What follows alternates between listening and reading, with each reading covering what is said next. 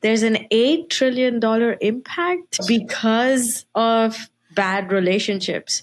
Let's talk about that. How did you get that concept? And then how did you relate it to the $8 trillion impact? Well, I wish I could say it was my genius, but the $8 trillion actually comes from a Gallup survey that was done in 2022.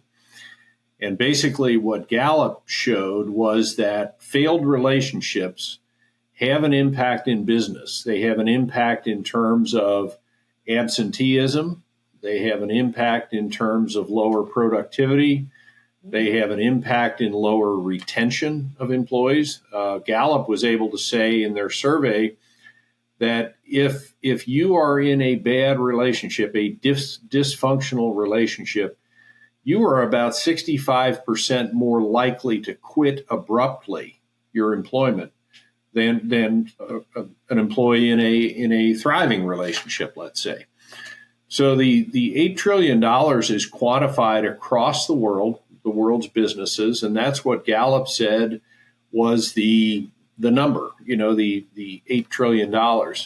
What is even more staggering to me is not in the same survey, but in the same suite of surveys, they were saying that all of a sudden now 68% of us don't trust each other. Oh, wow. We don't trust each other because we're not reliable. We don't trust each other because we have missed commitments, that kind of thing. But that is way up from what it was, say, in the middle 1970s, when about 55% of us said, I fundamentally do trust other people. Now that is down to 32%. Wow. There's another 60% of us now with the advent of AI and Amazon and immediate delivery of just about everything. 60% of us are saying that loneliness is our constant companion. We're the most technologically advanced society in history, but yet we don't relate with one another.